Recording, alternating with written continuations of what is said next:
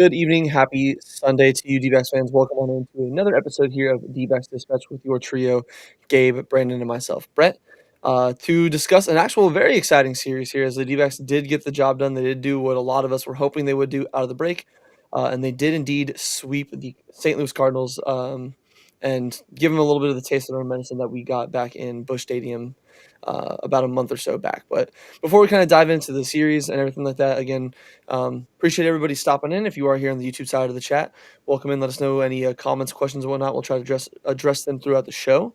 If you are listening to us on the audio pod, Spotify, Apple, or even if you're listening to the recording after the fact, we appreciate you guys tuning on in as well. If you are listening to us after the fact, make sure you like, comment, subscribe on the YouTube video. It does help out immensely, just with the algorithm and all that junk. Make sure you guys also go over to our socials, Twitter, Instagram, and TikTok. And while you're over on Twitter, if you have not already joined, our pinned tweet should have a link to join our Discord. Absolutely free. Don't have to pay a single cent to join on there. A great community of D-backs fans already in there. We'd love to have you guys jump on in there with us. And then also make sure you go over to azsnakepit.com because there's a ton of great articles every day over there, written content for pretty much everybody, whether you're looking for recaps, whether you're looking for some like in-depth breakdowns, especially with trade season coming around the corner, maybe some like mock trades and whatnot.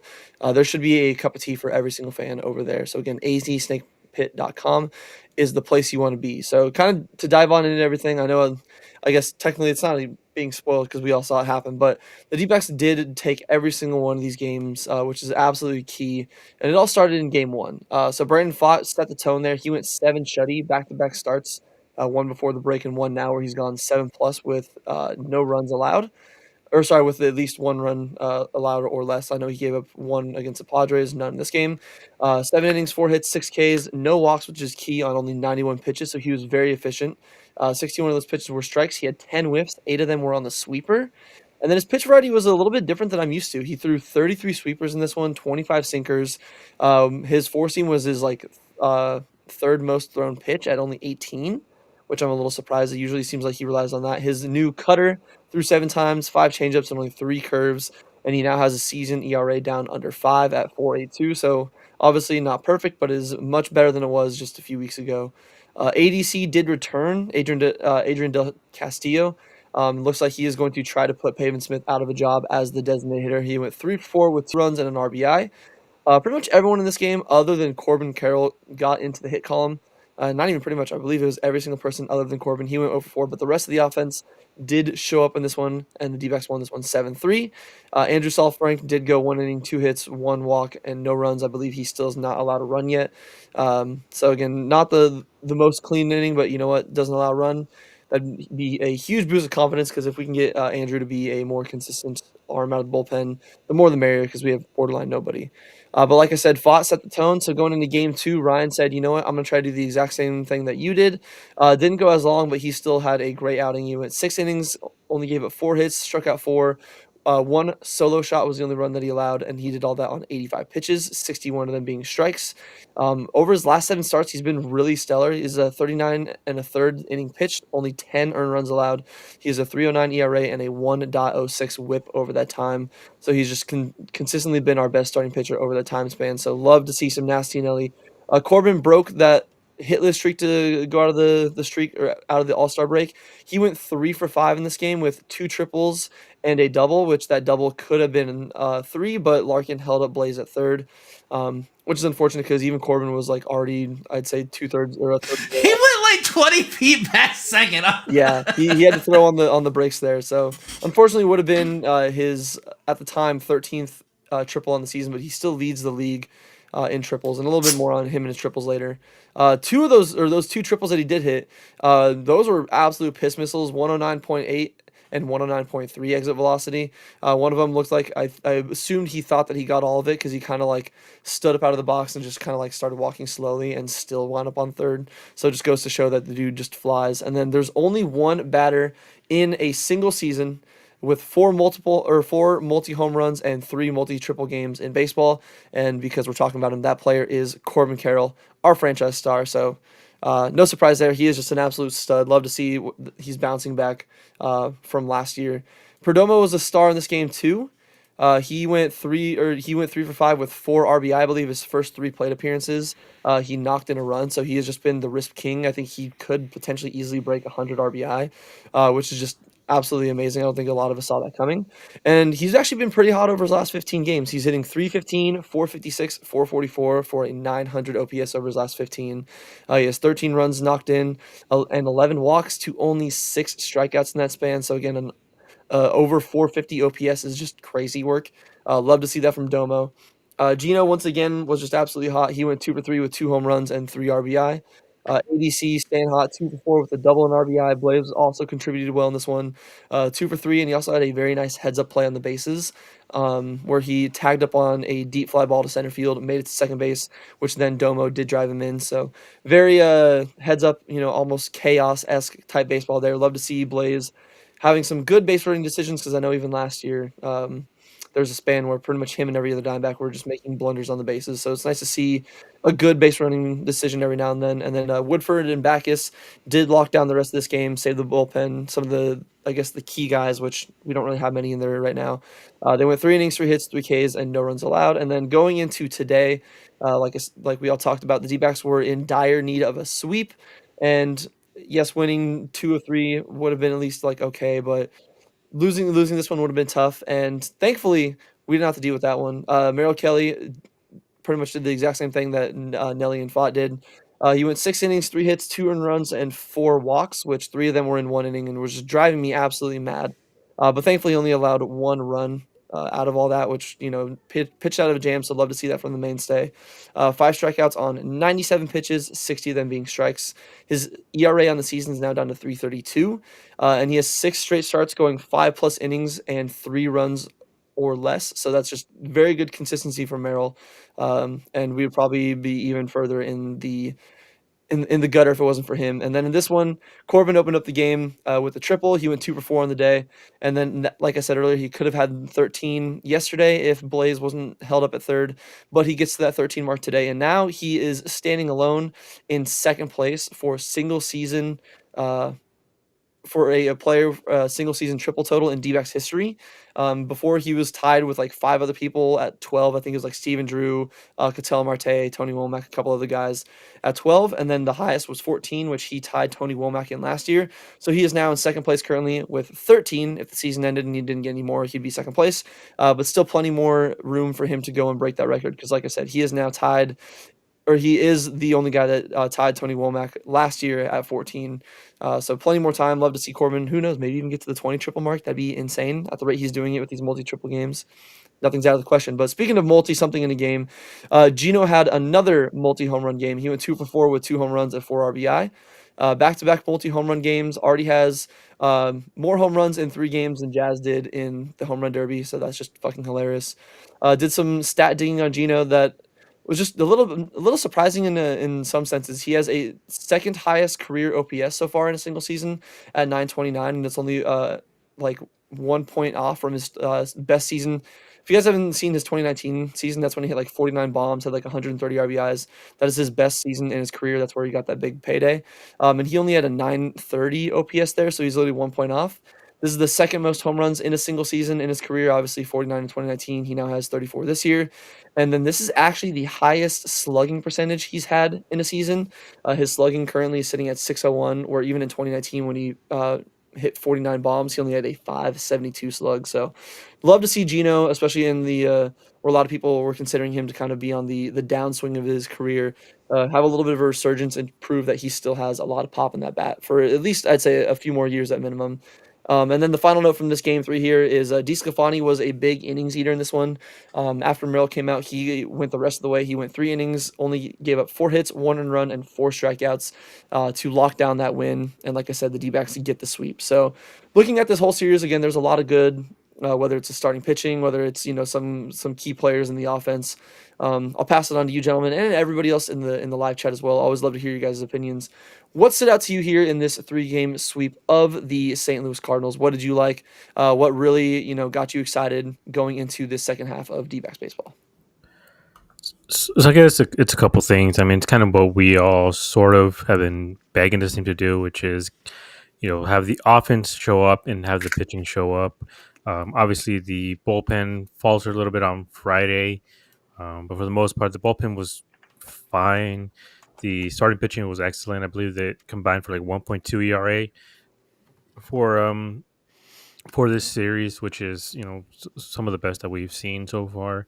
And I mean, it's what we've been wanting to see like this whole season. We've always talked about how if this offense can just be consistent enough, score 6 runs or so, if the pitching could be even mediocre. Like that's what we've been asking for, just a mediocre pitching staff, because we're still in the bottom five of the league in terms of pitching. Like this team has, was in the 15th or 16th place in terms of pitching. I think this team would also be damn near where the Dodgers are, if not the Padres or even the Mets, like in terms of their record. But unfortunately, it just hasn't been that way because this team has been underperforming for such a long time.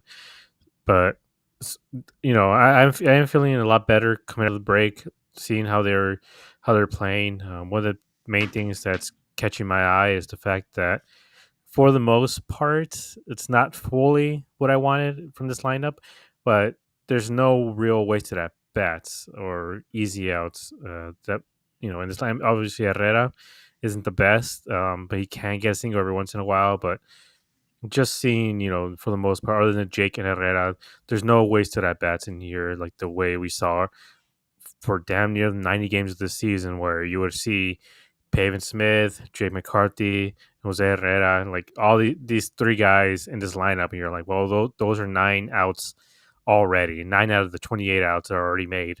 So this team had 18 outs or 19 outs to work with at that point, and the team, they paid for it over and over and over again, just like we saw in this game today.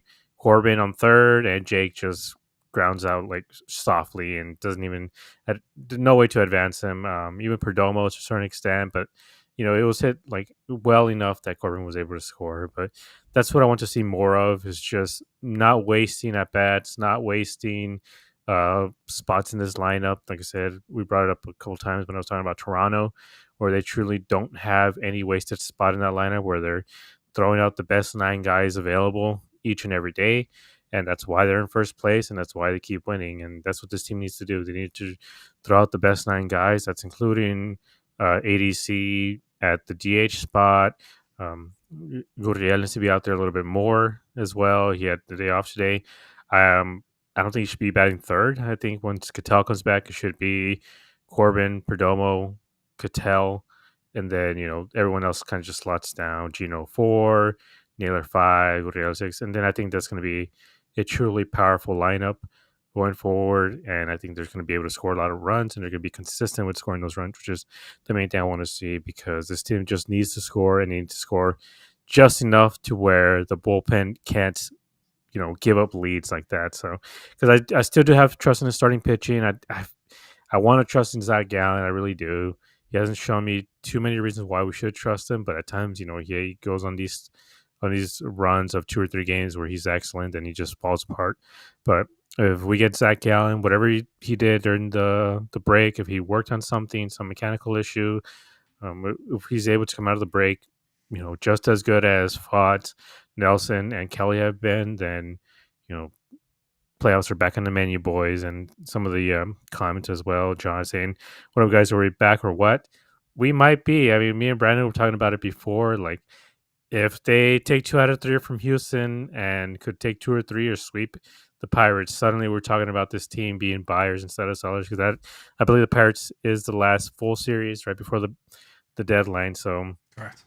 who knows? I mean, they're what, 4.5 behind the wild card. I mean, they're 8 behind the Dodgers. For some reason I feel like the Dodgers are more attainable than the wild card, just because of how many guys you have to, how many teams you have to jump through. But it was just great seeing Geno as well, being like Justin says, being locked in, just coming out of the break. And same with Corbin. He was somebody I highlighted in our last episode, saying that, like, seeing him hit the home run during the All-Star break and then taking the walk, I felt like hopefully Corbin is coming back, because he had about a 200 average for the last month or so. So if he's back, and this is who we're going to get a guy who's going to just hit a bunch of triples, then I'm all for it, because as we've said before, this offense goes as Corbin and Cattell go.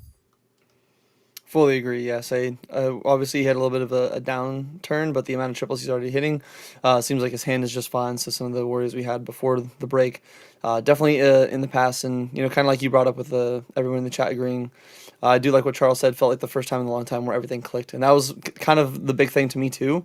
Where starting pitching was good, the offense was good. It was consistent. They got hits with runners in scoring position. Yes, they hit home runs, but it wasn't just only relying on the home runs. Like outside of Geno, I don't think anybody else had a homer in the series.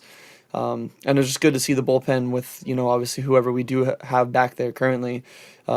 Be consistent and not have to worry about like a blow up, because that's one of the biggest keys, like you said, is you got to worry about making sure the offense can score enough just for our bullpen to not give us a heart attack, and we didn't have to worry about that the entire series. So it was just a very well-rounded series in general. Brandon, And in terms of the home runs, I believe on Friday they scored 7, or how many runs was it? 7 or 10? I can't remember it which was one a it was. 7-3, I believe. Yeah, Yeah, I seven was a three on little, Friday. 7 was on Friday. on 10 Friday, was yeah. on Saturday. I was a bit blasted, but yeah, I remember that there wasn't any home runs hit in that game. So, I mean, that's a really good sign. It's something that we've been wanting to see for a while, not relying on a home run, because this team kind of was relying on them for the last couple of weeks before the break. Yeah, it's nice to see them play more of the D-backs baseball that we expect them to play. But Brandon, passing it on to you, in this series sweep here of the St. Louis Cardinals, there was a lot of positives. Obviously, some of them we'll kind of hone in more on in a minute here, and specifically talk about them and go in a little bit more into depth on them. But what did you like in this series? What kind of like was the thing that stood out the most to you out of all the positives here to start the second half of 2025? I really enjoyed how phenomenal Adrian Del Castillo played in this series. It's just he looked like he is ready to go, and he absolutely did. Like he started really hot. Little more power. Like I think most of his hits were singles.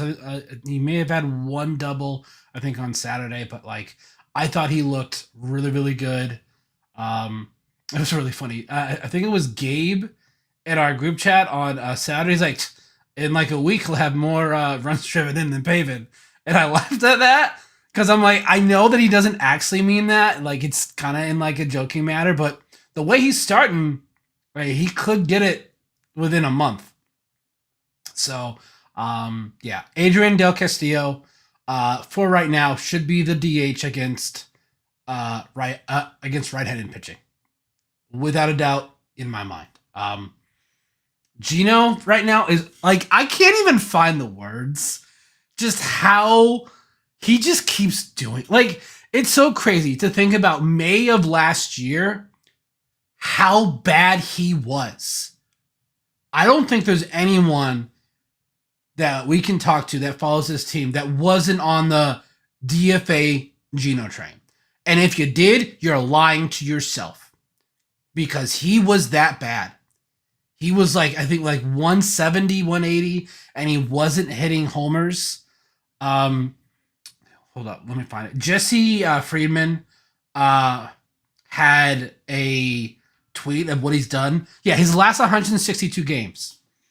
279, 335, 605 with 55 homers, 138 driven in with 114 runs. That is MLB The Show, like on veteran numbers. Like that is absolutely insane. And then I told this to Gabe before the show. This series had a script as to how this team really can go on a serious run. Offense doing what they're doing, Corbin hitting those triples, Geno getting Perdomo getting a runner in scoring position hit, and Geno hitting bombs, Carroll hitting triples, and starting pitching giving us 18 to 21 outs with under 3 runs. If they do that day in and day out, the MLB's going to post a graphic, not of the Milwaukee Brewers having a 10-game win streak, but of the Arizona Diamondbacks having a 10-game winning streak. If they do that, watch out. And I think we've said it multiple times, this team, for whatever reason, when they don't have expectations on them, they play better. But when you have expectations, they can't live up to it. And like there's a lot of post-game interviews where they're they are forced. They don't want Mike to trade. They do not want Mike to trade Geno, Kelly, Gallen, Naylor. Like, they don't want these guys to go. I was like, it's in your hands, because if you were playing well, we wouldn't be having these discussions. So hopefully, I said the All-Star break may have come at a really good time. This team kind of just gets to reset. And we saw it in this series. Like, they looked really, really good. So if they can, but again, we've seen this before where they play really, really well for like 2 games, 3 games for the most part, and then they go back to their sloppy play. So this series against Houston, don't do that. Please do not take 2 steps back. Just keep doing what you're doing, having good at bats, starting pitching, give us 18 outs. Like, if we can get 18 outs from Gallen and Erod, who are the 2 suspect arms in the starting rotation, in my opinion, the 3 that we saw this weekend are the 3 that have been pitching well for the most part for the majority of the season. Yes, I think you said it the best, where like they kind of had a script, or at least this is the blueprint to how they can, really change Mike Hazen's mind from pre-break about like, oh yeah, might be leaning towards sell, where it's like, if you can play like this, and really show him like again. We'll talk about it more, but if this next series, I know we wanted them to sweep both of them. If they could at least minimum after the sweep win 2 or 3, if they can just win at minimum every series going forward, I think Mike Hazen will pull the trigger and they'll buy, especially at the rate that Geno is going to, which we'll get into him in a second. He is putting up like MVP numbers. It's just been absolutely disgusting what he's been doing, and even if we do end up trading being sellers, every single home run, every single multi-home run, the asking price goes up even more. It's just going to make it to where these teams are going to be an absolute bidding war, and we're going to be the belle of the ball of, who's going to want them the most. Thankfully, again, I hope, fingers crossed again, because I was even saying in the group chat, I'm like, don't trade anyone. Like Brandon was saying with the interviews with all these players, where like they want the team to stick together, like they believe in their themselves, and rightfully so, especially the way we're seeing them play. At least again, it's a 3-game series. Even as Brandon said, sometimes they'll play well and then they'll just go right back to falling flat on their face in the next series. So as long as they avoid that, I think we're I think we're seeing a confident team coming out of the break, where a little bit more rejuvenated. And I do agree that ADC is. We're not going to have a too big of a deep dive into him, because we have a couple other players we're going to go over. But ADC, if he can do what he's doing a little bit, obviously I know today he didn't get a hit, but what he did in the first 2 games, I know I was joking about it, but I'm like, he might make it to where Pavin's not going to have a job anymore. Like, I know ADC has options, but if he's hitting well enough, you literally cannot send him down for a guy that, yes, it's Pavin. They have a love with him, and I get it. But a guy that's hitting too well, you can't just send him back down for a guy that is going to be basically coming back cold as hell, and won't be in the rhythm of things. But like I've already kind of teased a little bit, going on into our first topic here or at least topic that we wanted to go a little bit more in depth on. It's been the talk of just Twitter in general, not just because of his performance, but because he is I'd say the premier power piece at the deadline that a lot of teams are eyeing, and that's Eugenio Suarez. The dude's been on an absolute freaking tear currently. I believe Brandon mentioned it, but going back to Jesse Freeman's tweet, he had a stat line up there for Eugenio Suarez's last 162 games, going the fuzzy route, going, over their last 162, he is slashing 279, 335 with a 605 slug. That is a 940 OPS. He has 55 bombs, 138 RBIs, 32 doubles, and 114 runs scored. So like Brandon said, going back to, last May, I don't think any of us saw this coming. And it's been an absolute blessing to see what Geno is, because we would probably, I would say not even be close, because again, even in today's game, he accounted for 4 runs. You take those away, we lose 2-1. Like some of the other games in this series, like maybe not as much, but today is a big example of literally just without him and his production, we probably lose this game. And just been absolutely tearing it up, because even some of the stats I mentioned before, having a borderline career year, like I said, he hasn't had a year this good since 2019, which it's weird with baseball being able to say like, oh yeah, he hasn't been this good since pre-pandemic, and it really just makes it go like, wow, it's been a minute since we've seen this kind of production from this player. And it's nice. It's a nice change. I imagine a lot of Mariners fans are probably like, "What the fuck, man? Like we traded for you to do all this shit over here, and then like we traded you away because you weren't doing it." But it's just been an absolute blast. So going on the topic of Geno, obviously, whether he's going to be traded or not, because there was like some kind of mock trade that some Yankees sources said, which I'm assuming it's Yankee sources putting out what they proposed. It was 5 prospects. That's not including Lombard or Jones, but it does have Cam Schlittler in there, along with 4 others for Geno, Merrill, and Jalen Beeks. So maybe with that in mind, or just anything in general, what are your thoughts on just what Geno is doing? Because again, he's on a borderline MVP pace. If he keeps playing like this and does get the D-backs into a playoff spot, because he has more home runs than Shohei, he's probably going to break 100 RBIs before, I'd say, even the trade deadline, or at the rate he's going, might break 100 RBI before the trade deadline. So just in general, like, not even a main question, but just thoughts on Geno, gush over him, and how much, especially it seems like he loves this place, loves his team, loves his state so much. How much is it going to hurt if we trade him, or just in general, how badly do you want us to just be competitive strictly to keep him on this team, because he is an absolute blast and a treasure to have? Yeah, I think if they trade Gino, it's going to be the same as when they traded Goldie. And like, this fan base has fallen in love with Gino since he's been here. I mean, obviously, like uh, Brandon was saying, like obviously until May, like because of how bad he was, a lot of fan base turned on him. But I remember when we got him, and we were I all did. we're I'm all not gonna super lie. excited.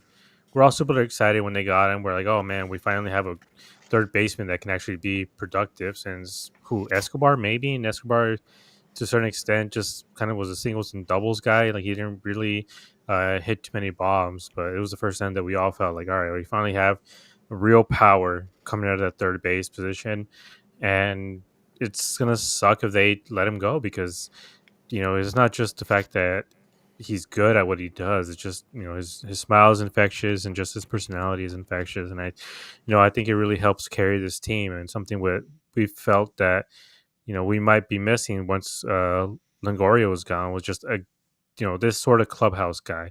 And obviously like clubhouse guys, they do great, but they need to perform on the field as well. And Gino is doing that. Like you need a guy who can perform and also be a great clubhouse guy. And it seems like all the young guys have really, really latched onto him and you know, seem to get along really, really well with them. Even you see some of the interviews post game, the way they mess with them, the way he talks with them and everything. So, he is a glue that's holding his team together. Like I said, not just on the field, but off the field as well. So it's really, really going to suck if they let him go.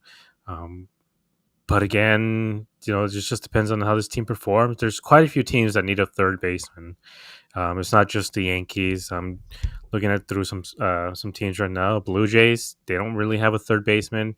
Most of these guys have third basemen who are batting like 250 and under. So it's the Blue Jays, the Phillies, the Yankees, the Mets. The Mets have Brett Beatty who's batting like 220 or something like that.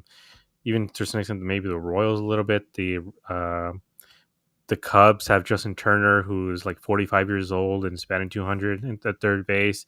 Um, and then the Tigers. And the Tigers are, they can do better, I guess, is what I'm trying to say. And I think a guy like Gino puts all those teams ahead by a lot, especially with the National League. The National League is incredibly tight right now. Like, there's a lot of really great teams, and nobody's really standing out of the pack just because of um, how even and how much parity there is in the National League. So any one of these teams gets Geno, and suddenly they are probably catapulting all the way to the top of the standings, and probably can get that first spot in the National League. But it's going to suck if they let him go, and I don't think they should let him go because again, like we discussed, what are you doing with third base if you let him go? Who are you putting there? Blaze?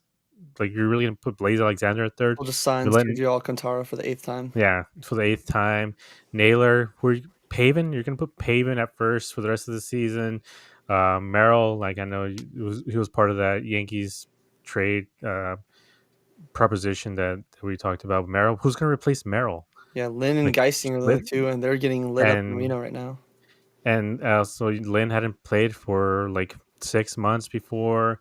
Same with Gallons. Like, who are you gonna replace these spots with? You don't have enough bodies, and you don't have enough capable bodies to go out there and compete every single day. So if they get rid of Geno, even if Geno's the one move, if they don't get a ready-made third baseman, then this team is like, completely punting. I think it's going to be a huge slap in the face of the fan base.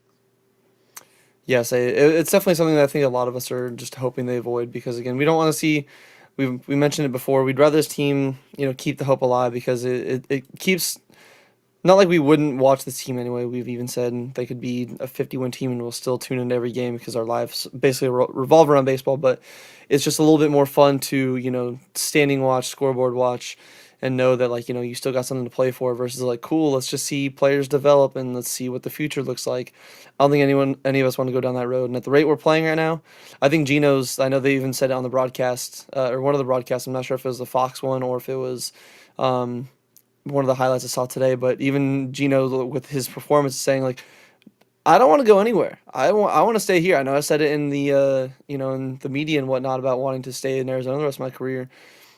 How about you just don't trade me at all? How about you go buy some names? Like the point of maybe being on the same note as Gabby or not Gabby as Goldie. I don't know if he'd be in the same as Goldie just because obviously Goldie was here for so much longer, and like again, Geno's good, but like Corbin, like Goldie was the face of this team. Like Goldie was where every kid and adult like basically had like a Goldie jersey. He was the guy that people came out to watch. Toward yes, Geno's still good. I don't know if he's quite there yet, but I would agree that at least the feeling of being like disappointed, like damn dude, like we have to go watch that dude in another uniform here. And I specifically want him to not go anywhere because I'm tired of the goddamn Yankee fan base on Twitter, on every fucking post under him being like, at Yankees, go get it done. Go trade a bag of potato chips because our prospects are so much better. Like, no, fuck off, shut up, please. But Brandon, passing it on to you now. What are your thoughts about the man that we know? It's Geno. Just what he's been doing, the pace that he's on currently, and how much it seems like he is going to, with his own play, force the team to keep him in here and at least add some other guys and try to make a run at this thing. Gino, if you want to just keep doing multi-home run games, counting for 4 or 5 runs by yourself, that will probably win most of these games. And Mike Hazen doesn't want to sell. I know that he came out, I think it was in the Angels series, saying that those 4 guys like Geno, Naylor, Gallen, and Kelly are available. Doesn't mean he's trading them. It just means that those are the 4 guys that he'll listen if other teams call. Because apparently teams have been calling for a few weeks. It's just he doesn't want to do it. He doesn't want to break up the team. He's a very competitive guy. These next 2 series, Houston and Pittsburgh, I think will dictate what they do. If they take 2 or 3 from Houston and they sweep Pittsburgh, they're not selling, but I don't think they're buying per se. I think it's going to be, they may just stand pat, not really make any major moves. They might make like a minor move for like a low risk bullpen arm like Pierce Johnson from the Atlanta Braves.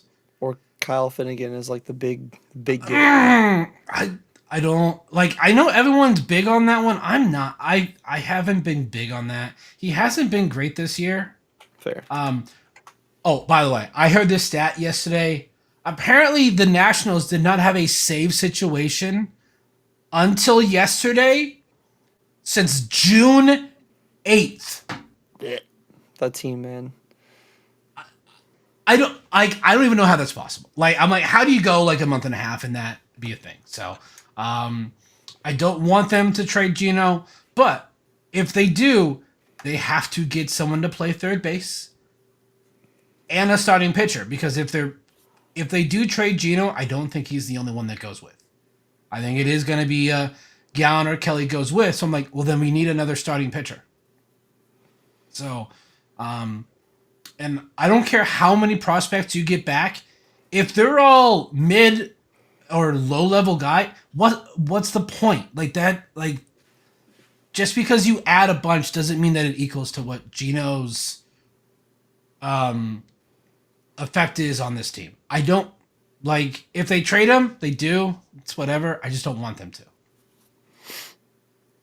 Yeah, and even in that proposed trade from the Ryan Garcia guy with the Yankees, I know it said no Jones, but like Schlittler would be the one involved. Um, I would like again if we would trade him, I would like at least a little bit more than that. Like at the rate Geno's going, and if we are giving up Merrill, maybe we're just being a little too greedy. But I think that a package around Cam Schlittler and Spencer Jones would be probably what gets it done, especially if all these other teams are going to, like Gabe said, it's not just the Yankees, Cubs, Mariners, Tigers, Brewers. So many teams are looking for third base help as well, to where maybe we want to bid up more on them. But if we're looking for more impact ready baseball bats, or just impact ready like MLB names, Schlittler's at least had one start in the MLB. He's been tearing it up in the minors. He has a 2.82 ERA and a 1.21 WHIP with 99 strikeouts and 76 and two thirds. He's got a really good fastball. So he looks like obviously his one start has like a 5 something ERA in like 5 innings. So very small sample size, but he at least be a name that I'd be okay with him. And then Jones has been absolutely killing it. Yes, I know there's swing and miss issues in his game a little bit.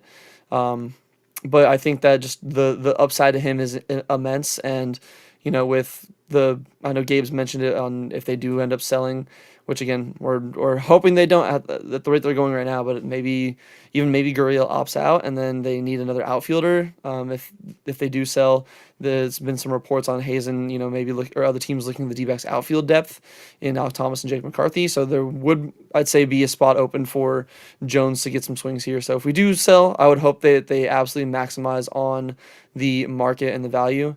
Because even there was a tweet from Bob Nightingale that there's never been a player that's hit like 35 plus home runs and then been traded in the same season. JD Martinez, yes, he hit like 35 home runs, but I think he only had 16 before he was traded to us and went on that tear. So hopefully we don't set any MLB history and become the first team to do so. But looking at some of the comments here before we get into our next topic, obviously, in the regards of like who would be playing third, Charles Elliott is saying Vargas is coming back soon, so I guess he could hold down third if it came to that. So I guess it's at least better than Sergio Alcantara. Maybe even if Lawler got back healthy and whatnot, but I just feel like they're going to wait until next year to do anything with him. John saying like yes, both of them, Spencer and Schlittler, and I do fully agree. It's got to be a big package. That's what she said. If you're going to be trading away Geno and Merrill. Where especially like Merrill's not been a terrible pitcher. Merrill's been very consistent. Like I said earlier, he's like a just over 3 ERA in his last like 7 starts. Uh, our man Hunstar, Josh, producer extraordinaire, who made our lovely thumbnail with the inspiration from Randy Johnson's photography business, saying, despite the obvious impact of the team performance-wise, I'm terrified to see how the absence of Geno would affect this team's mentality and attitude towards rough stretches in the clubhouse. And that is a good point too, where if this team, we even mentioned if they do sell, maybe they pull a Tigers. If they do trade, I don't think we're going to pull a Tigers because I think they would just go down a slippery slope of just, having a terrible morale. They wouldn't have that veteran leadership. It would just be that kind of like, you know, all right, we're just going to go through the motions until the season's over because what's the point of really doing anything? But I think we're all in the I same agreement. I will say when it comes to like at least when it comes to the Yankees prospects, and I'm not high on Spencer Jones the way a lot of people are, just because some of those. I mean, he's if you look at his stats overall, they look great. But the fact is, he is what 24. He's gonna be 25 by the time we actually start the next season. I mean, he's about the same age as Corbin, Alec, and the rest of them. So it's not like he's just super young, hot prospect. Like he is 24, and he's not in the majors for a reason. And that's kind of like the Dodger mold, where certain guys just get maybe. I mean, he like I said, his stats show he's been pretty good, or if not excellent. But it is AAA. But like I said, it's just sometimes prospects like him would get hyped up more so because of the pedigree of the Yankees, and same thing with the Dodgers. Like I am a little wary about putting so much stock into a guy who's going to be 25 next year. Um, you don't know, like I said, if he's 24, 25 years old. As a pitcher, it would be good, but as an actual, batter, it could be a bit of an issue. This year, he's in like he was in Double A this whole time that he's been up since he got drafted in 22. And so far in AAA, again, if we look at the accounting stats, 426, 481 on base, 941 slugging. So he has a 1422 OPS. So crazy good. The main thing I'm worried about, he has 21 strikeouts in 16 games. So he's striking out at a really, really high clip. And I don't know how to feel about that yet. I would feel like I would need to see more from him in AAA before we give up a guy like Geno for him. If that's just it, if it's just Schlitter and Spencer Jones. Even with Schlitter, I know he has quote unquote major league experience, but he's had like one start and he wasn't amazing in that start either. So I don't know. I feel like it's like kind of the same thing when we gave up Goldie and all these other guys, where it's just like, are you giving it up for quantity or quality? Because right now, I know the Yankees fans are hyped on them, but I truly don't see it for either one of these guys. I feel like I'm not gonna say they're going to be bust or anything, but I feel like this team would be better off, at least right now, competing with Geno, maybe picking up a couple arms for the bullpen for this team than it would be, going forward with Schlitter and Jones. Yeah, so you'd really have to, like you said, or you're going for quantity or quality. To where if they're trading for those five, they might just be kind of the close your eyes, throw a dart, you land on at least one of them, one of the five hits, cool. But I'd prefer not to go that route. And even looking at their top prospect list, like there's a few names, like a few pitchers that do like intrigue me a little bit. Ben Hess, their number three, and then Bryce Cunningham, their number four. Both of them are right-handed pitchers, but both of them are just barely in high A. But I mean, again, Ben Hess is a 3.95 ERA, and then Bryce Cunningham as a 1.93 in like 46 innings. So definitely some other interesting names. But again, we're looking for more major league ready talent right now. Those guys might even need another year or two, and who knows how they would adjust to Reno and everything. So I know we're all in the same boat, and we said before, my vote, just win win 5 of these next 6 games, and we don't got to worry about trading Geno. We don't got to worry about what we would get in return, because we would be trading for, at least maybe like Brandon said, maybe not being hard buyers, but at least we'd buy an arm or two. David Robertson is officially off the market. He did get signed to the Phillies, so I'm honestly looking at the thing. I'm surprised they didn't make that move, because we need somebody. But the Phillies they take him on down. But going He into our wanted too much money. yeah, He he wanted got too like much five money. million, and the D-backs were like, no, we'll give you 1.5 million. We're shopping in the $1 Zia bin. We're not going to the $5 Zia bin. Okay, like that's too rich for our blood over here in Arizona.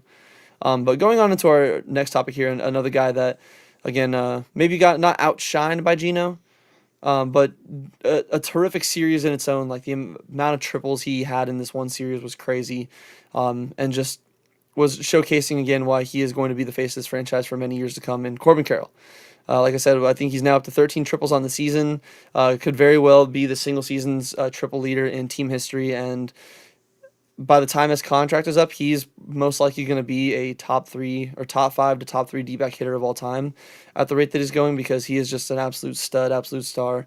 And I just have an absolute blast watching him, especially, I don't know if any of you guys were, I think, Gabe, you were there. Brandon, were you there for the bobblehead game yesterday? Were both of you in person? No. No? Well, I know Gabe was at least there for one of the games. Were you there just Friday, Gabe? Yeah, it was. Okay, so you didn't get to see, and I know you said you were a little bit sloshed over there, so you probably don't remember him going over 4 as much. But just seeing him in person too, how fast he runs, it is insane. Like I know on TV, like it's a little bit different because, they'll show the ball, they'll cut back to him running the bases, he's already rounding first. They show the ball in the outfield being thrown in, he's already sliding to third. So yeah, he's fast, but seeing it in person, it is, he makes fast people look not fast. It's shout out the longest yard. Just insanely fun baseball player to watch, and I'm glad he's an Arizona Diamondback through at least the next 5-6 years, and I'm glad we got him in the contract we did. But Gabe, I'll pass it on to you. I just want to hear your thoughts on Corbin, just gush over him, especially with how he's been playing lately. Because checking in on, I'm doing a quick lookup of his stats lately. Because like I said, going into the break, he wasn't playing as well as maybe a lot of us thought, because we were having discussions on maybe his hand is wrong, or maybe his timing wasn't right there yet. He was hitting 224 over his last 30, but over his last 70, he has a 594 slug, but only a 265 on base. So there's still a little bit things to worry about. Again, like 10 strikeouts in his last 7 games, but still a lot of positives that we're seeing as of late from Corbin, especially from the series. So what are your thoughts on Corbin, how he's been playing as of late? And I know you mentioned it a little bit earlier, but what he kind of means for this team in itself going into these next few weeks as we lead up into the trade deadline?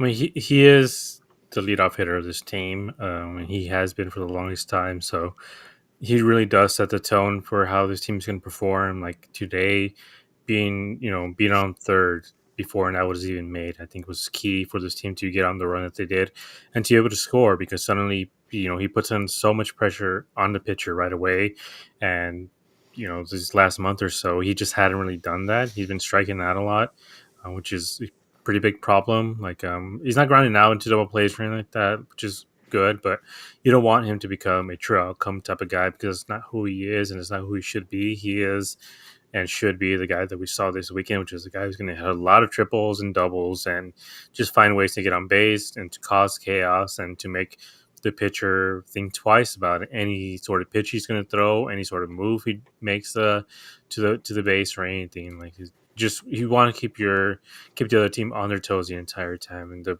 Cardinals have a great defense, and the fact that he was still able to get on third constantly, even with the good outfield defense and good infield defense, the way he was able to beat out the throw um, to score that first run. I mean, just kept the game going, kept the flow going, and it eventually culminated into Geno hitting a 3-run bomb. But let's say Corbin, if he was slightly slower than he is as a person, he gets out of that, and then it's Perdomo on first with 2 outs, and then maybe the situation changes. Maybe they pitch a different way just to get Naylor out. But just the fact that he was able to do that, and this whole weekend, like I said, it was.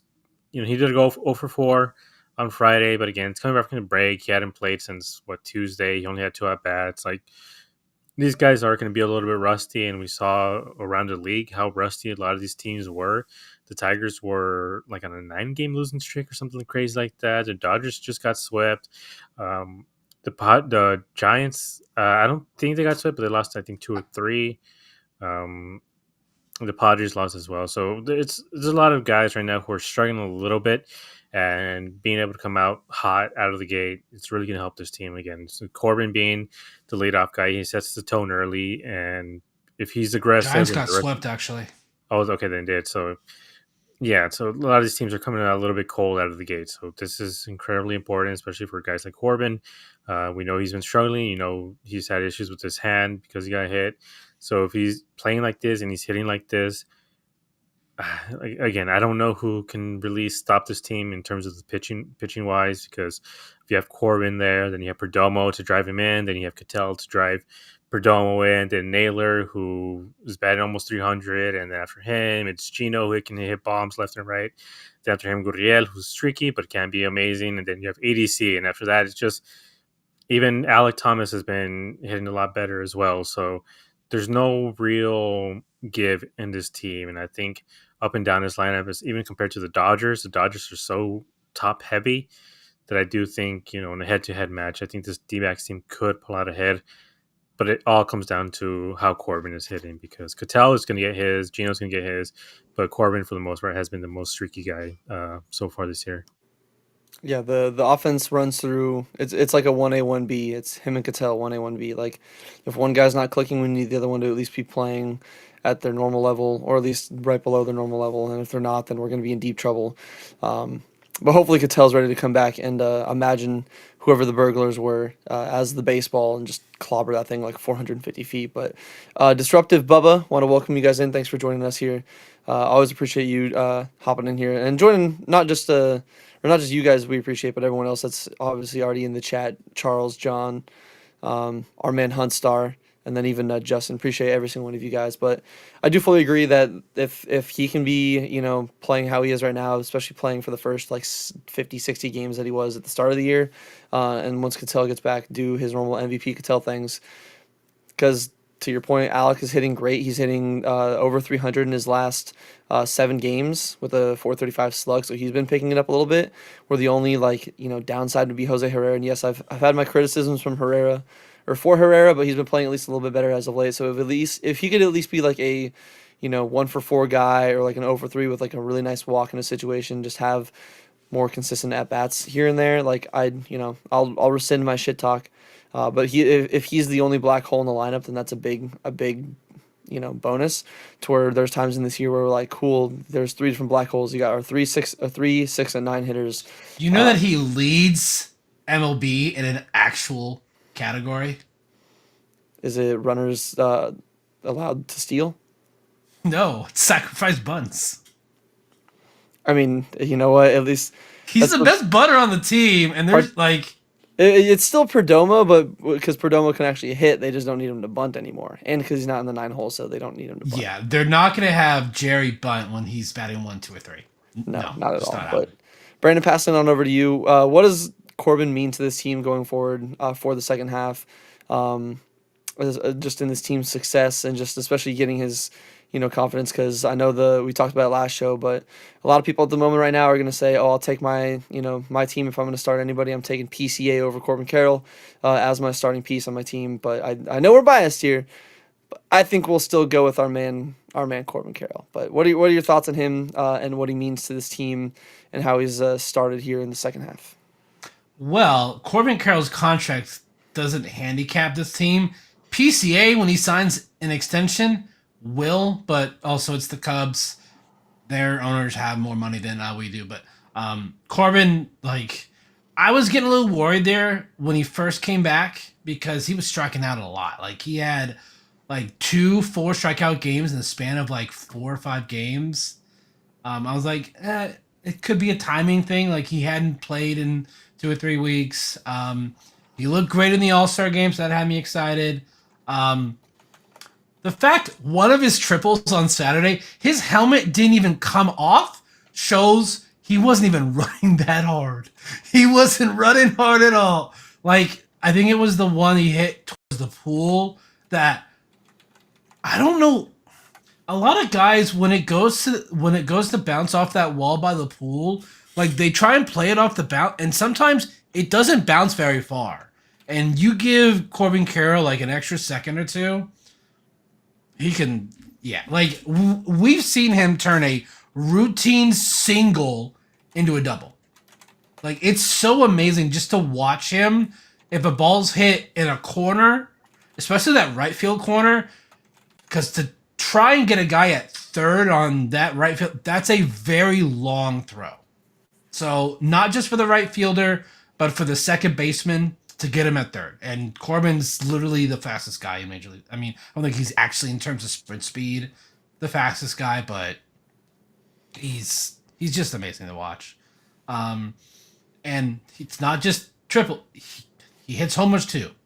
And he hits bombs. There are some that I'm like, Geno. I'm like, are we sure that wasn't a Geno homer? Because he's been really, really good. One thing we didn't talk about, Alec Thomas, catch of the year? What? On Friday? That catch, absolutely amazing. Just, he knew that he had to put his head down and sprint. And I love how excited he got when he made it. He got up and he's like, let's go.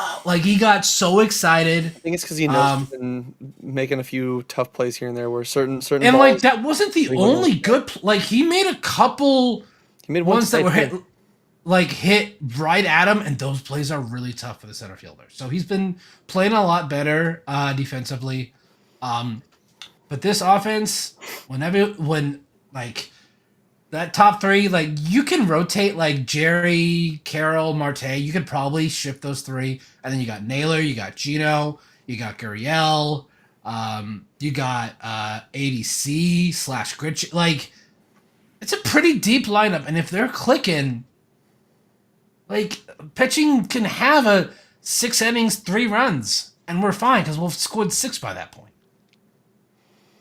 Hopefully, at least, especially as long as they're not being home run defiant. Because I think that was still one of the big things this series. Just nice to see them just have good at bats. That wasn't just relying on home runs. It was just nice, good DBacks baseball. I even mentioned the Blaze thing, good base running. This was. It's been playing pretty well, actually. Yeah, he played pretty well. This entire weekend we did this without Marte, by the way. Yeah, so that was a big sigh of relief to be able to do that, which he should be back for this next series. But before we get on into our review of this next series coming up, because there's a little bit of a homecoming that's going to be happening, which I know I'm going to be emotional a little bit when that tribute video drops online.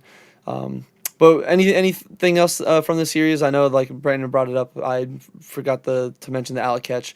I was working at the time, so I didn't get to actually watch the game, and I just forgot it from the highlights. Um, but any final thoughts from the series on this sweep from the D-backs, other than the admin also being on point with it, Sunny with the chance of meatballs? They were fucking cooking this weekend, man. Shout out the D-backs admin. Yeah, it was just nice to see a lot of fans at the stadium too, because this last like almost a month or so, I mean, it is the dead of summer, but with the way this team was playing, there's when I've been going to the games, it's just been kind of dead at the stadium. It's just not as fun. I mean, the crowds annoy me a little bit just because how many people there are. It's hard to get concessions, but at the same time, just makes the games more electric. Like when the catch was made by Alec, I mean, the stadium completely erupted. Up until that point, they had been trying to, get cheers going and everything like that. But after Alec made that catch, it just completely turned the vibe and shift around, and just it started to actually feel like electric in the air. And after that, they went on the run, and then they were able to put some more runs across the board and eventually, win the game. And I think that's important. It's important for fans to come out. Like, again, I know this team had been struggling. Hopefully against this Astros series, fans show up again, and hopefully the D-backs are actually able to reward the fans for coming out to the games by actually winning the series against them. Yeah, so that's a big thing because even I know the last game I went to, a little different scenario. I think it was the Fourth of July weekend where a lot of people are out of town. Yes, but I was thinking the same thing. It was the game that we got absolutely shut out by the who was it? Where we almost got no hit. Um, Blue Jays? No, not Blue Jays. What team was that? Why am I blanking? Either way, that Fourth of July weekend, it was absolutely dead in there, and it was a little bit depressing. So I do agree. It's nice to see the fans kind of pack the stadium a little bit and show out because, like we said, even after the playoff run, when that stadium is full, it gets like pretty rocking in there, man. Like it gets loud. I'll always remember again just how loud that shit got for the Alec Thomas NLCS home run. Like that's the loudest I've ever seen any sport environment. Like I didn't get to go to any of the Suns playoff games. I know I heard it was pretty loud in there for that Valley run for like the Valley Oop and all that, but it's a very loud place when the fans are in there packing, and that was a nice thing to see because I agree. Even on the highlight, I was like, wow, it got really loud there. Like that was a fantastic catch, but for being like a Friday right after the break when the team's playing kind of meh, it was a great crowd. But Brandon, passing it on to you, what are some final thoughts from the series? Maybe something that you either didn't mention on or something that you wanted to circle back to really hone in on here before we move on from this Cardinal sweep. I just want them to keep it going. Like, just we've seen this so many times this year. They play really, really good for one series, and then the next series they just sloppy defense, really just poor at bats, just swinging at like first pitch or being really, really aggressive. So I want to see this continue because this team hasn't gone on a serious run the entire year. Like it's been like 2 games and then they take a step back. So I want to see them do this consistently. And if they can do the single, double, triple teams to death and not go after the homer, I could really see this team going on a good run. Yeah, it's definitely in the cards. Corbin Barrels and Scott Mack want to welcome you guys in here. We'll get to your question. Actually, we'll just dive into it now. Scott, you kind of teed it up here because now moving on from the series sweep again, these two series to start off the break at home definitely need to at minimum win. But a sweep would be nice for both of them, and they already got one out of the way with the sweep of the Cardinals, and now we welcome in the AL West leading Houston Astros as they come into town. I believe they just got off done winning a series against the Mariners. So they're starting to break off pretty well. But even as Scott Mack is saying, Astros have 3 stars on the IL: Alvarez, Paredes, and Pena. No reason why we can't win the series if not sweep, but he'll be at the game on Tuesday. So if you guys, I don't know if either of you guys will be at the game on Tuesday, but if you are, look out for our man Brandon and Gabe, or Brandon or Yeah, Gabe. yeah, Tuesday. Okay. Monday and Tuesday. Bet. But going into the series and the matchups and the probables we have here, Monday night tomorrow will be Zach Gallen making his first start of the second half. He's 7-10 on the season with the 5.4 ERA. Going up against Colton Gordon, who is 3-2 with a 4.67 ERA. Then in Game 2 on Tuesday, we have Erod going up, or who is 3-6 with the 5.94 ERA, immaculate. Love $20 million, great investment. And then Framber Valdez, who even Gabe mentioned, one of the more underrated names in the league. Like probably not going to win Cy Young at the rate that Skubal and Crochet are going, but should probably finish third. He is really solid. He's 10-4 with a 2.75 ERA.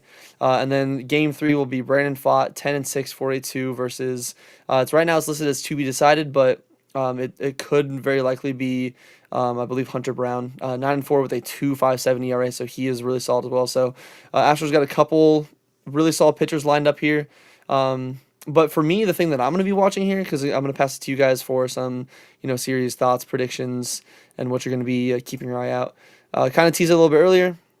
It's a homecoming for obviously a guy that we talked a lot about that we're hoping to bring back in the offseason, and I know his production hasn't been as good, so a lot of people are like, well, glad we didn't bring him back. But Christian Walker is making his return to Chase Field.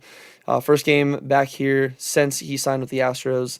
And I'm not going to be able to go to any games, but I'm definitely going to be, like I said, looking out for that social media tribute to him because he definitely deserves one. I know a lot of people uh, might say, like, oh, he sucked in the playoffs. Who gives a shit? Like, oh, he sucks now. Like, he's getting paid all that money to hit worse than, like, almost like Pavin Smith in a way, which I don't care. Like, he's a dude that I will still always love a lot of the memories that he brought here. Obviously, was part of that 4 home run inning in the NLDS against the Dodgers. One of the best defense. Like again, Goldie was a great first baseman. He's the reason why I wanted to be a first baseman going out through like middle school and high school ball. And Goldie was great. He won multiple Gold Gloves, but Christian Walker is the best first baseman I've ever seen. So I'm glad to see him back in the desert. Hopefully, he gets the reception that he deserves. And I do agree, or I do think that he deserves a standing ovation in his first at bat. The D-backs fans really need to show out and really show him how much we did appreciate his time here in the desert. But other than that, I'm also going to be keeping an eye on those final 2 games if we do have to face Valdez and Brown, because again, it's sub 3 ERA for both those guys. They're no slouch. Like there's a reason why they're leading the NL West. And even without, Kyle Tucker, with Yordan Alvarez, with key guys on the IL, they're still playing at a really elite level of baseball. So again, winning 2 of 3 is ideal, and it's not impossible, but it won't be as easy of a task as I believe it was. We're not facing another Miles Mikolas. We're facing 2 of the better pitchers in the American League. So, Gabe, passing it on to you. What are some thoughts? Maybe some things that you're going to be keeping an eye out for.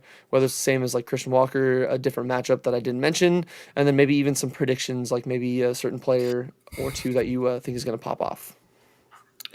So, I mean, Scott Mack makes a good point saying that they also have 3 stars in there, Alvarez, Perez, and Peña. I mean, that's most of their offense right there. That's just gone now. And I mean, Gallen has no excuse at this point. He hasn't pitched in 8 days.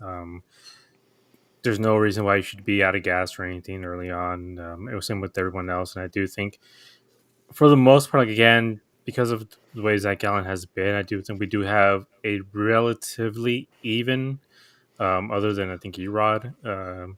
But the 2 games against Alvarez and the guy after him are going to be really, really hard to go. Not Alvarez, Framber, Valdez. Sorry, the one after that. There's going to be 2 games. I think it's going to be hard for this offense. I know the Houston, their bullpen hasn't been the best either. They're kind of relying a lot on Hader, and so I can see a lot of these games being very close, but they have to go out and win the first game because you can't sweep if you can't win the first game. If you take that first one, you put yourself in position to actually either win the series or get the sweep. Somebody I'm going to be looking towards are the lefties like Alec, like ADC, some are young lefties because there's going to be a lot of righties in that Astros pitching staff that are going to come out. So somebody to look out for. I do think it's probably going to be Alec, the way he's been hitting the ball recently, and hopefully ADC gets his first home run of the season. But again, this team has to take this series at the bare minimum, and a sweep would be a lot better because it doesn't get any easier for anyone else. Or at least compared to everyone else, it gets a lot easier for them. It doesn't get easier for the D-backs because D-backs play the Astros, Padres against the Marlins, Reds against the Nationals, Giants against the Braves, and Cardinals against the Rockies. So a lot of potential for those teams to sweep their competition. So again, like we've said before, you can't just win series anymore. You have to start sweeping series. because if you're sweeping, then that means you go up by 3 games. But if you're just winning the series, you go up by 1 game. And again, as we mentioned these last few series, that this team has won when the other teams are sweeping, then you actually lose ground, even when you win a series. So it's important for them to be able to come out and sweep against the Astros. But again, even if they're just able to win this series and then sweep the Pirates, I do think it's going to make a huge, huge difference how this team approaches the deadline. Yeah, so this is going to be a big key, and even like Scott's saying, they've lost 3 series in a row. I must have just misread the box score. I thought that So they no. won 2 or 3. Astros won today, but they lost the first two. Okay, that's well. I think it's because I saw last night there was some like extra inning shit going on where the Mariners the guy didn't get hit the end of the knob on the bat, and they tied in extra innings. So I think I tuned out right after or right before that happened. So I thought they won. But yeah, they're gonna be hungry. They're gonna be coming in here ready to win. But I fully agree with Gabe. Sweeping is the most ideal situation, especially if you want to prove to your GM that like, hey, you know what, they're ready. They're gonna prove to me that they're gonna make a push for this thing. You got to start doing it now. Again, especially against teams over 500. Yes, the Cardinals were over 500, but they even came into the break limping a little bit and not playing their best ball. The Astros, I know a little bit of the same situation. So you got to take advantage. You got to win. You got to sweep, or you got to at least win. But a sweep would be the most ideal, especially because that doesn't put them in this. Oh, they're only 1 game over 500. And, barely hovering. They're 3 over 500, and the confidence just keeps soaring. And I think this. As Gabe said earlier, the playoffs would be so back on the menu. They have never been more back on the menu. But Brandon, passing it on to you. What are some things you're going to be looking forward to in the series? Maybe some certain matchups, maybe certain players you have your eye on, like how Gabe mentioned with Alec Thomas, and then maybe like a prediction or two for what we have coming up against the Astros coming to town. So Marte was activated from the restrictive list today. He's most likely going to be DHing on Monday, so that probably means no ADC tomorrow. Kind of a bummer. But what I'm looking for Marte is how does he recover? Because when the whole thing that happened with the White Sox fan, like he didn't look very great the first couple of games after that. So that's kind of what I'm looking like. Is he gonna be trying too hard to hit just absolute bombs, or is he just gonna hit? Like, just Marte, just hit what they gave you. Like, you don't need, like, it's the one thing about Marte that drives me nuts. He swings out of his shoes way, way too much. We see these things where they throw this breaking ball, and he's so out in front of, like, it's like he's super out in front of it. So, yeah, like for me, we have reached that point in the season. It really should be the same lineup day in and day out. It should be the same 9 guys. Rotate the catcher, which is kind of what they've been doing because it's going to be like that for a while because Gabby's going to be out for a bit. But I like Scott says, more Grichuk and less McCarthy. Yeah, McCarthy hasn't outside of that 7 games hit streak he had when he first came back. He hasn't looked that great. So I don't really want to see McCarthy that much. So for me, it's just keeping an eye. How does Marte look in these 3 games? Like, is he going to struggle? Or is he just going to look like he did in the All-Star game and really before the All-Star game? So a sweep would be huge. But trying to beat both Valdez and Hunter Brown, that is a tough ask. I mean, you could have said that about Sonny Gray too, and this team lit. I think Sonny Gray was tipping his pitches on Saturday because what this team was doing to him in those 4 innings was like they knew what was coming. Yes, and Sonny Gray is like one of their better pitchers, so I was a little bit surprised too. Or who knows, maybe he was just having one of those off days where he literally was just like, you know what, I feel bad. Maybe he was like, you know what, Geno, I feel bad you didn't get to participate in the Derby. Here's some Derby pitches for you. Here you go. Here's some meatballs. Prove to him that even on a 90-mile-an-hour fastball, you can still hit more home runs than Jazz could on literal fucking batting practice. Sorry, I'll never let that go. I'll always be salty, but that's what we do here. We hold on to grudges as D-backs fans, and we never let them go because that's all we have. We don't have much else other than a 2001 championship to really hold us over. But yeah, say there's the Cattell's a good point, especially coming back from the having $400,000 worth of stuff stolen from your home. Hopefully he's not going to just go try to have one swing to make everyone forget. And also, by the way, any of the fans online that were calling him soft for taking like time away, just absolutely go fuck yourself. Like, I'll say it. The dude was on a business trip and he comes home and his place is wrong. Like, people have just have no compassion. Like, it drives me nuts. Yeah, Yeah, I'm like, how much stuff? Like, not just his actual safety itself. Like, how do you?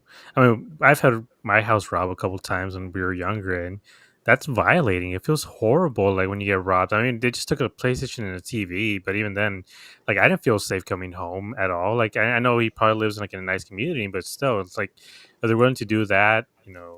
Who he's probably running through his mind, like, oh, but what if I left my wife at home? What if my kids were home alone? What if my brother, sister, like whoever, what if they're home alone? What could have happened to them? So I'm like, all those thoughts just run through your mind when something like that happens, and it is very violating. So, and also, he has to file police reports and insurance claims and everything. So I'm like, it's a whole process, and That's why it he had doesn't to go take a couple away. days. Yeah, it doesn't go away the same day he comes back. Like, it takes days to catalog everything, make sure you got everything. Because if it's $400,000 worth of stuff, he has to report all of that stolen. He has to report all of that to the insurance company as well, so you can get at least some of that money back. And it's a whole This is process when weeks. you get robbed, Like, man. this is Yeah, gonna it's be like weeks. this isn't going to be done right away. I mean, there might be a day where he's going to have to take another day off just to settle certain things, whether it's in court, whether it's for the insurance or whatever. So it's going to take a while. And like, Scott is saying, like, hopefully he takes his frustration out on these baseballs. But quickly, I just want to bring up If we that. get like a 470 on this year, like he's just Yeah. gonna. Yeah, I just want to bring up real quick. Like, I tweeted out earlier that the D-backs are, through their first 100 games, they are 50-50. Uh, it seems to be 90 wins seems to be the bare minimum to get into the playoffs this year. So I tweeted out saying they'll need to go about 40-22 over the next 62 games for them to be able to at least be in contention for the wild card spot. And just a reminder for last season, after the All-Star break, they were still, they had been scuffling before. They started to get a little better. After the All-Star break, this team went 40-25. So they would be right there again, probably closer to 89, 90 wins again.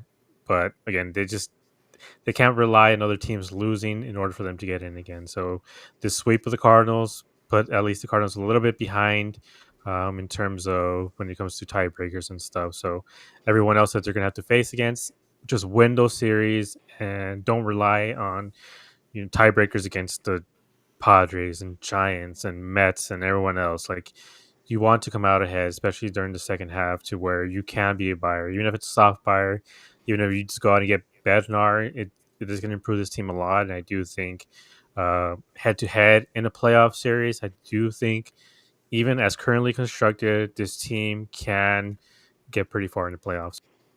So right now, so they're 3-3 against the Cardinals. The next tiebreaker is your divisional record. D-backs are 15-12. Cardinals are 14-16. Another team got So to make they sure we win a series up against the Brewers because them and the Cubs, the Cubs, Brewers, and Tigers are all tied for Major League's best record at I believe 59 and it was like 59 and I think 40, 41, something like that. So they're all tied for the best record in baseball. So I do believe we lost the tiebreaker to the Cubs.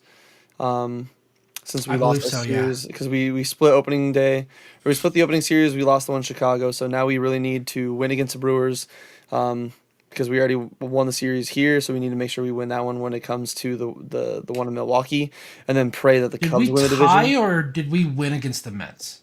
We I think we tied against the Mets because I think we won 2 of 3. Okay. Oh, was it a 4 game in New York? Did we win 3 of 4 in there and then only lost No, I 2? think it was 3-3. I think it was Yeah, I three and think we're three. tied with the Mets too. So, like Gabe said, would prefer just to keep your fate in your own, or keep our fate in our own hands, and not have to worry about other team and tiebreakers.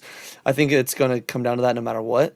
Especially with like the Brewers and the Cubs, because one of those, like both of those teams will make it in the playoffs. At the rate we're going, we'd probably prefer it be the Cubs than the Brewers, because at least we have a chance to win the tiebreaker over them. But if we end up splitting the tiebreaker with the Cubs, then it doesn't fucking matter for either one of those. Um, which we might just end up being screwed, because if it does come down to the division, then I think the Brewers might have that over us. But best way to do that is to go on a run, go at least 40 games, maybe. Who knows? Maybe they go on a crazy game like Brandon said earlier. Maybe they win 10 in a row and they do some crazy shit, and gets them really set up well to where the confidence is there. Maybe they get a few pieces added like Bednar-esque type names, and they really just hit the ground running, and they don't look back from there. Because again, I know it's bleak, but basically the same position they were last year, where I believe they went on that run where like they swept the Red Sox in Boston.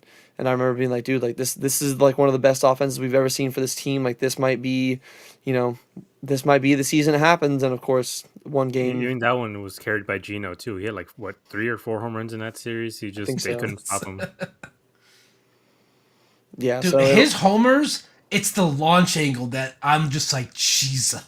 He gets yes, an insane launch angle. Scott Mack is also bringing up another intriguing name here. Felix Bautista has got a lot of. He would be a little bit more of an expensive piece. Yeah. He's younger than David Bednar. He has more years of control than Kyle Finnegan, but he is an electric arm, and especially if we need a flamethrower, I believe he throws like 100, He'd be a borderline Justin Martinez replacement. Not like Justin Martinez being replaced, but guy would fill in for the kind of role that J Mart had. So again, if we're playing well, He I'd be also okay with had that. Tommy John, by the way. Dude, at this point, I'm convinced that Tommy John makes you just a better pitcher. Like Otani's got two, and he's still throwing like 100, Daniel Hudson got two Tommy Johns, and he ended up throwing harder and near the end of his career as a Dodger than he did even as a starter for the D-backs and White Sox. Um, could you imagine J Market? I think even Garrett Crochet got Tommy John at some point, if I'm not mistaken. I could be, but I know there's been a lot of like guys that get Tommy John and they come back, they throw as hard, if not even harder. So maybe that's just the secret. Maybe our human bodies aren't made to throw that hard.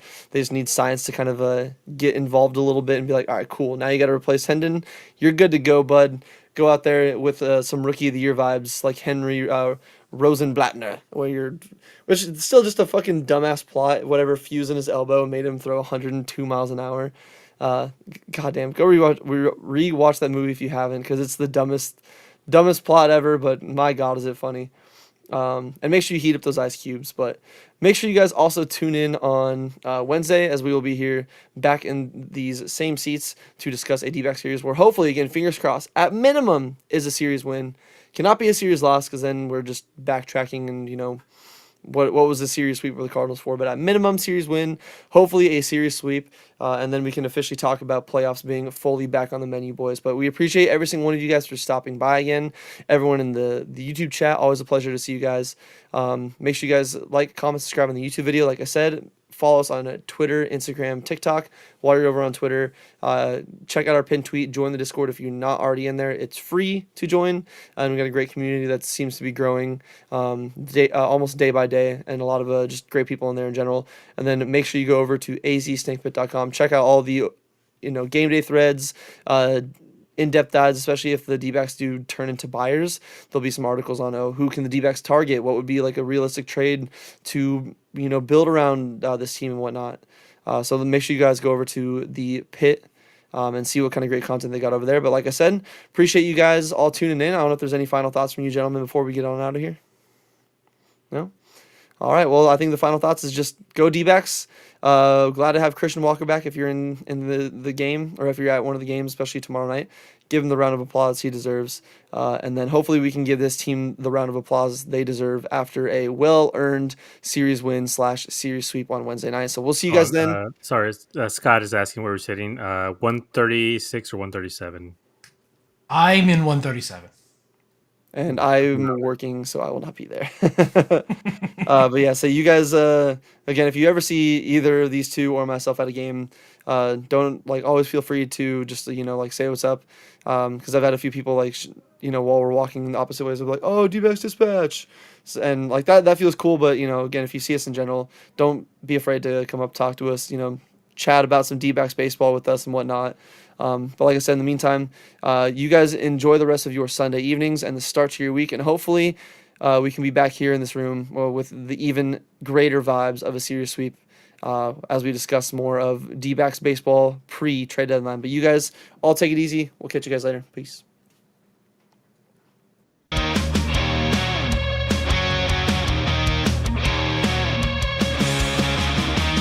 Under the lights, the game goes down.